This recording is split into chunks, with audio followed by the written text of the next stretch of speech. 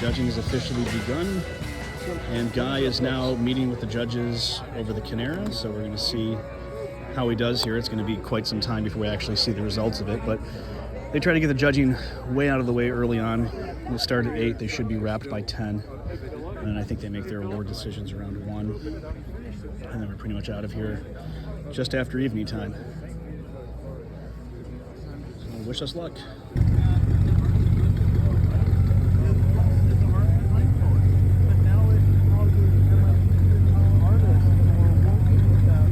Well, this is the first time a car from Undiscovered Classics is going to the podium at Pebble Beach. We are in the Cannara. We're heading towards the podium. This is incredible. Job well done. Good job, Guy. Team Cannara. He's probably in the air somewhere as we speak. I'm happy to stand in for him. This is incredible. I can't believe this. Great work, Rob. All right. It's all your work. Here's our paint and body man, and then some. Yeah, that's it. The temperature's staying down, so you're keeping the pace great. Yeah. No, it's thermostat. Yeah. Oh my God.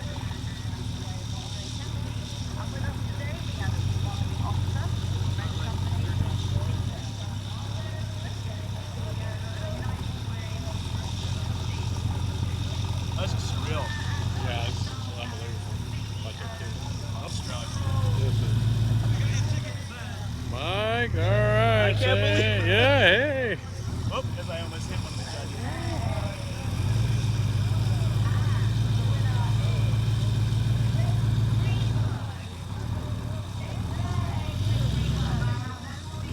Geoff disappeared at the wrong time. I know. But Should I shut it off? Stop. yeah, go ahead, shut it Are down. we going to be here for a minute?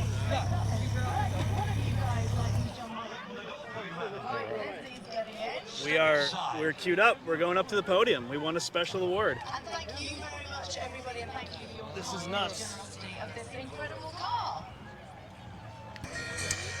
This award is awarded to the most I deserving wore car pants president, today. selected personally by our chairman, Sandra Holy Munn. cow. All right. I can't believe it. Thank you Oh and my congratulations to Bill Heineke. Thank you, Sandra. I'll start it up when they gesture. Yeah. And our next award is the Charles A.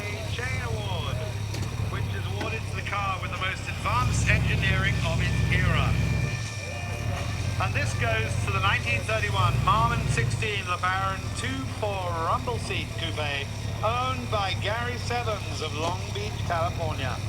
Let's leave it on. 'Cause I This think award at is this point- sponsored by Bill and Cheryl Swanson.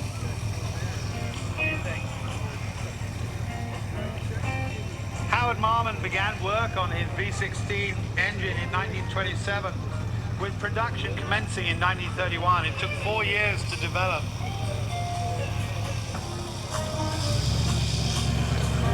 Our next special award is the Dean Batchelor Trophy. And it's sponsored by the Ford Motor Company. Alright, And it goes to the 1966 Cannara Roadster, owned by Guy Durkin. All cool.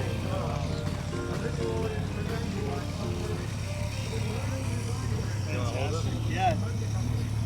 Hello. You did all the work. Thank you. Thank you so much. Amazing. Thank you. Our next special award is the Dean Batchelor Trophy. And it's sponsored by the Ford Motor Company. And it goes to the 1966 Cannara Roadster, owned by Guy Durkin of Claremont, Florida. One of the Wedge Cars in the Wedge class. And this award is presented by Todd Willing, the Global Design Director of Ford Motor Company. This This early wedge car was designed by Ray Cannara, who is an art student under the tutelage of former Pebble Beach Chief Honorary Judge Strother McMinn. Fabulous, interesting car. Great to see it here today. Congratulations to Guy Durkin. Yeah, we're very proud. This early wedge car was designed by Ray Cannara, who is an art student under the tutelage of former Pebble Beach Chief Honorary Mike! Judge Strother McMinn. Rob!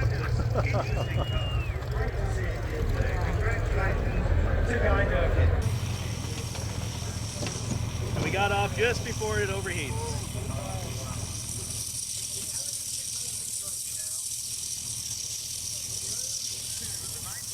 Wow, all right, that's a wrap.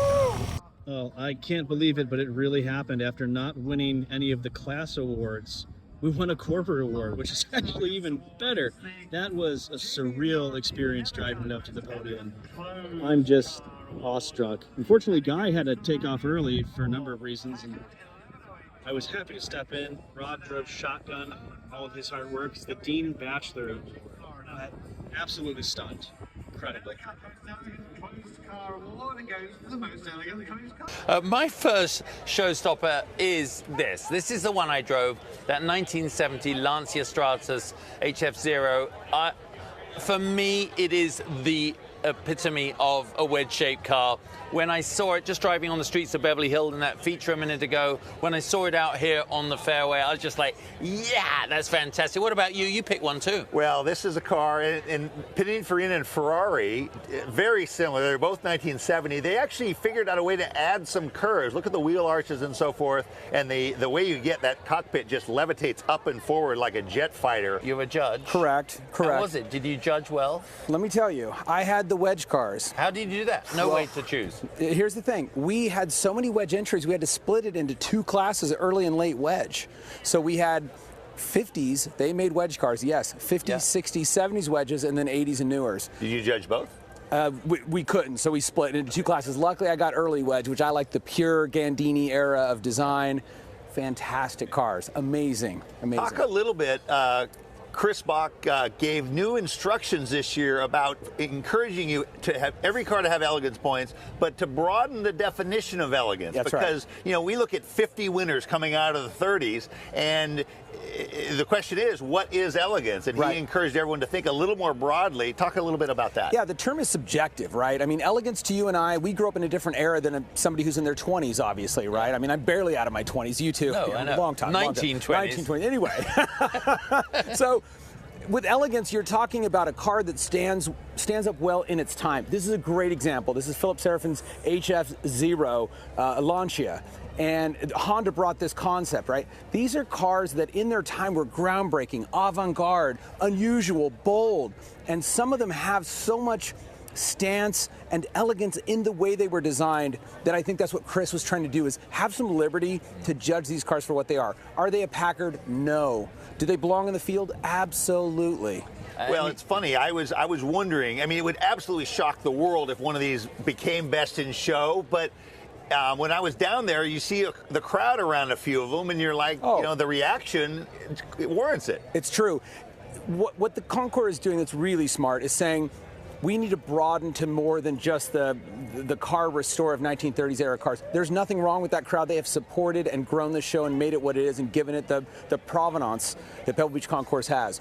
But that being said, there is a younger generation coming in now, and their posters on their wall were different, right? Yeah. I had a 959 on my wall as a kid, and someday a 959. I had Farah Fawcett and, you know, And maybe a 308, a Countach, Yeah, that was me. And in fact, on the field is a Countach, which was in my wedge class, owned by Franz von Holzhausen from Tesla. So we have come into that era.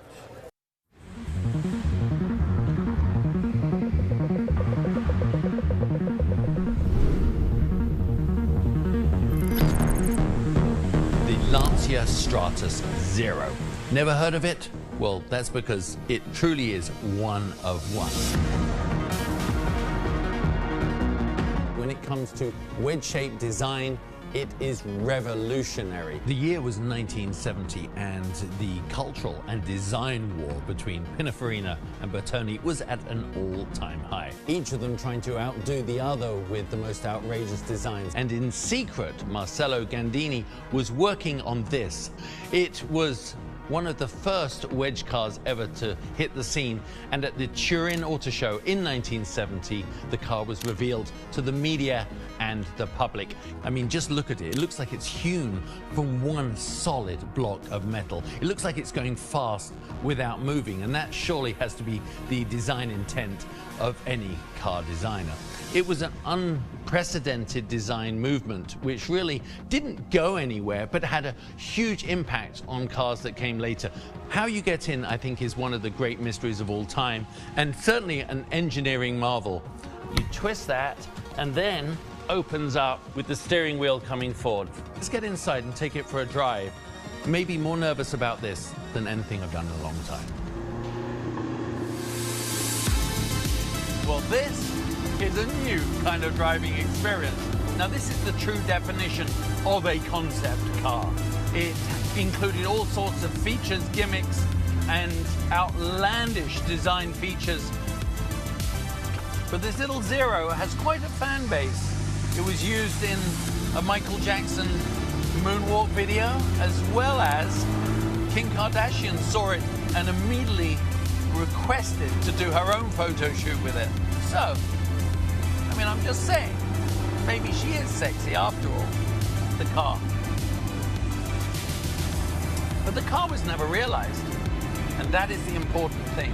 Back then, before we had CAD design, before we had wind tunnels, creating something that was going to stretch the boundaries not just of imagination, but the laws, the rules of driving physics, that is what this car did.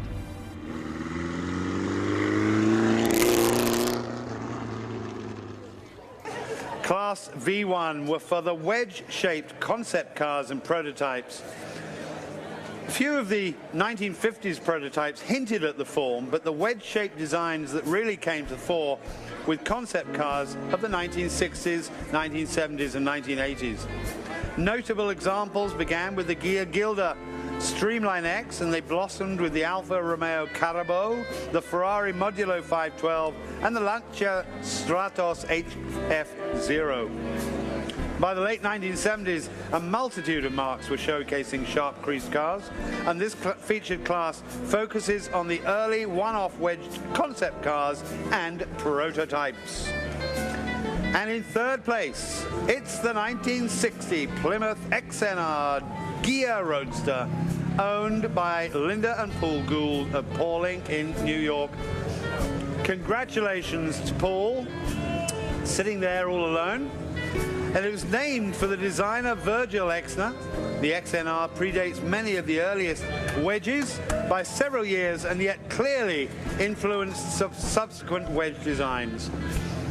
A Plymouth variant chassis went to Ghia to be fitted with the steel body at the time, when most concept cars were bodied in fiberglass. So this is steel. The XNR is asymmetrical due to the placement of the Plymouth 225 Slant 6 engine. Congratulations to Linda and Paul Gould. Our second in class, my goodness, it's the 1955 Ghia Streamline X Gilda Coupe. One of the most futuristic space-age cars you'll ever see. This is owned by Bradley and Buzz Calkins of Englewood, Colorado. Many experts consider the Alfa Romeo Carabo to be the first true wedge car, but really we can see the genesis of the theme in this 55 Ghia. This car was originally built without an engine, and it currently runs on a gas turbine, and it sounds like a jet taking off, and I think you can hear that here. Congratulations to Brad and Buzz Calkin. We might actually take off, I think. Beautiful. In first place, the 1970 Lancia Stratos HF0 Bertone Coupe, owned by Philip Seraphim of Beverly Hills, California. Yes, indeed. What one does when designing a car is you throw away all these pre-concepts that throw away the idea of 4 doors. Who needs them? All you need is a flap at the front to get in and out. Wow. Marcello Gandini of Bertone created the Zero with the Lancia Fulvia running gear, and it really adhered to the mantra, how low can you go? Gandini's coupe stood 84 centimeters tall, almost 10 centimeters lower than the Pininfarina Ferrari Modulo. This is the most extraordinary car in the world. Congratulations to Philip Seraphim.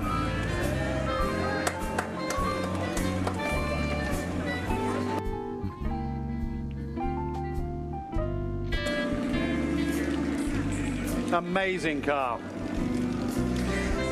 Now, Class V2 is the wedge-shaped concept cars and prototypes from the later period.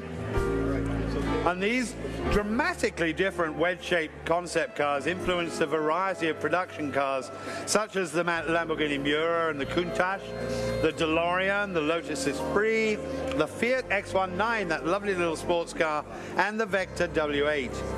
And the sharpened lines continued to appear in modern concepts, such as United Nude's low-res car, Ken Okuyama's Kodio, Italdesign's Asso di Picche, and even the Tesla Cybertruck. Oh yes.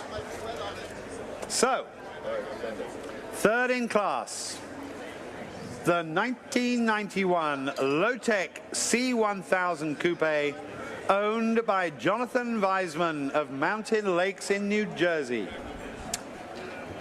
Ba, ba, ba, ba, ba, ba. Here we go. They're building up the tension, ladies and gentlemen.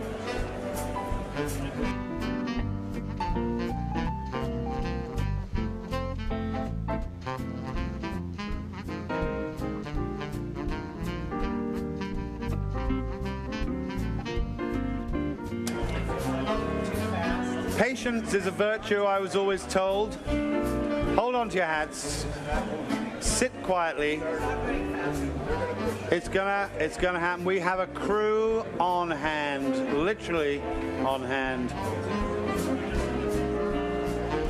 It's a tough job, but somebody's got to do it. Here we go. The Low-Tech C1000 was developed for a member of Dubai's ruling Al Maktoum family, and it's one-off mega car that cost roughly $2.2 million to complete. And that doesn't include the wages for the people pushing it. The Low-Tech was unveiled at the 1991 Frankfurt Motor Show, boasting 1,000 horsepower, a top speed goodness of 268 miles per hour. And with the Mercedes 5.6-litre V8 twin-turbo engine, this road car was basically a Group C Le Mans race car. On its release, the Low-Tech was featured in numerous period magazines, and Sheikh Ahmed Maktoum kept the car in Dubai until 2000, when the current owner purchased it. Congratulations to Jonathan Weisman.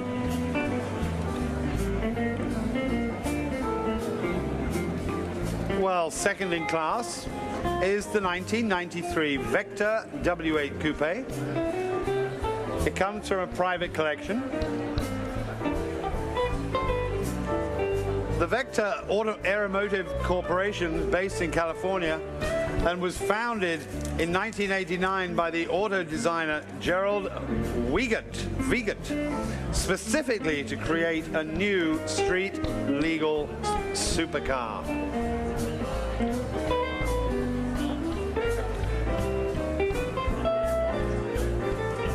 The Vector W8 ran a 6-litre Rodec twin-turbocharged V8 engine. It was enveloped with an aluminum monocoque with carbon fiber and Kevlar panels.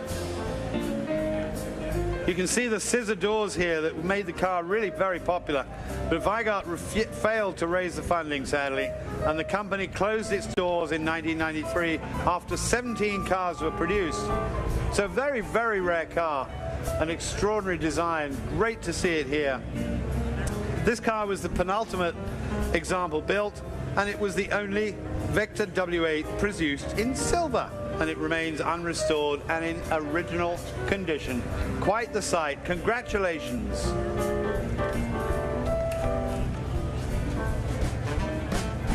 Thank you so much.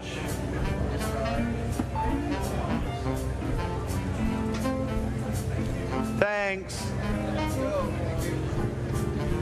Hi. Oh, there we go. I think they're ready. Thanks for coming. He's got a safety belt.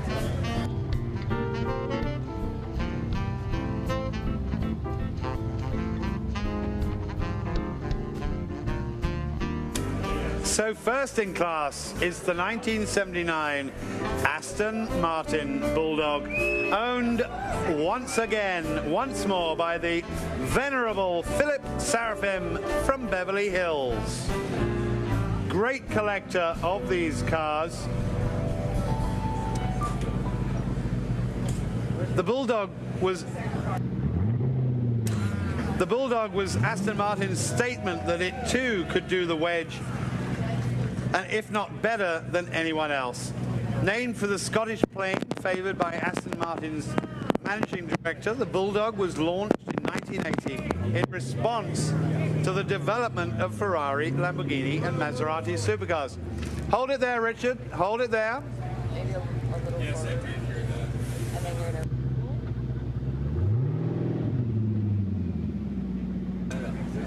Wait till it's up. Okay, Now, coming onto the stage, we want to take a moment to recognize this year's poster patron. You'll find both of these incredible wedge concepts before you on the 2024 Retro Auto poster. And on the ramp to join the Bulldog to present a very special award is Chairman of the Pebble Beach Concours d'Elegance, Sandra Button. Two wonderful cars owned by Philip Seraphim. Thank you, Philip, so much for bringing these two great cars. These two cars are very different from those you typically see on our show field. The collector who brought them here initially applied with this Aston Martin for our 2023 show, and in that moment started our quest to put together a class honoring wedge design, which turned into two classes. These classes grew organically from the passions of our collectors, just like Pebble Beach has always been, driven by enthusiasts from the very beginning when our Concours was first paired with the Pebble Beach Road Races in 1950. I am pleased to present this special award to a very unique man who has helped push us in new directions, greatly expanding the range of cars here. So without further ado, I would like to introduce our 2024 Lauren Tryon winner, Mr. Philip Seraphim. A strong supporter, patron, and donor of the Concours, he joins a group of individuals who have grown, shaped, and pushed the boundaries of the Pebble Beach Concours in so many ways. Congratulations, Philip.